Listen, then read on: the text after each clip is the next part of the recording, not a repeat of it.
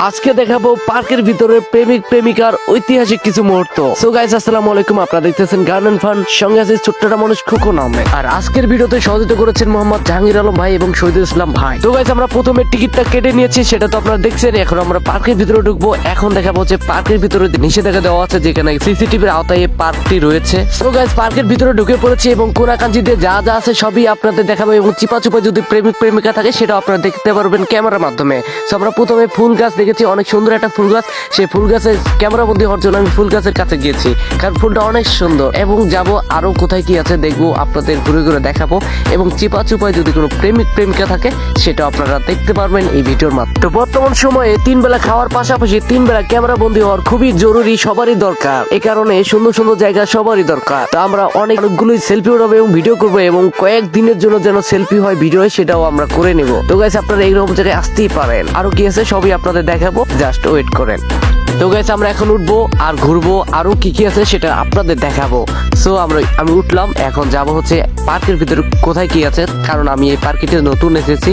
এবং এখানে দেখতে পাচ্ছি এখানে কবুতর, অনেক ধরনের পাখি রয়েছে আপনাদের দেখানোর জন্য, মানে গ্রামীণ পরিবেশ তুলে ধরার জন্য একটা চেষ্টা করেছে পার্ক কর্তৃপক্ষ। সো অনেক ধরনের পাখি আছে যেটা আপনারা অনুভব করতে পারবেন এবং দেখে মজা পাবেন। সো আমরা আরো কিছু দূর যাবো, জাস্ট একটু দেখেন। তো গাইস, আর একটা কথা বলে রাখি, প্রেমিক প্রেমিকা ছাড়া পার্কে গেলে আপনি যদি একা হন তাহলে কিন্তু আপনি নিজেকে অসহায় মনে করবেন, এবং অসহায়টাই স্বাভাবিক, এটাই ভাববেন, এটাই হয়ে থাকে। তো গাইস, পার্কের নামটি বলে রাখি, এটা হচ্ছে কুড়িগ্রাম ফুলবাড়ী উপজেলার মিয়াপাড়া বনাম শিমুলবাড়ি একটা ফয়নুর গ্রিন পল্লী রিসোর্ট। ছোট্ট গ্রামের ভিতরে এত সুন্দর একটা পার্ক, আসলে মনোমুগ্ধকর এবং ভালো লাগবে সবার। তো পেয়ে গেলাম হঠাৎ দোলনায় বসে গেলাম, একটু দুলি, কারণ অনেকদিন হয় দুলি না, কারণ বয়স কম হলো, বড় হয়ে গেছি, অনেকদিন হয় দুলি না। তো দুললাম, আবার উঠলাম, দেখা যাক সামনে আমাদের জন্য কি ওয়েট করছে। এখানে একটু বসে নিলাম, একটু ছবি উঠায় নিচ্ছি এখান থেকে। তো আমরা আবারও যাচ্ছি সুইমিং পুলে আসলে গোসল করা হয় নাই, কারণ আমরা যেটা পরে গেছিলাম একটাই পোশাক ছিল, যদি অ্যাডভান্স কিছু পোশাক থাকতো সেটাতে আমরা নেমে পড়তাম সুইমিং পুলে।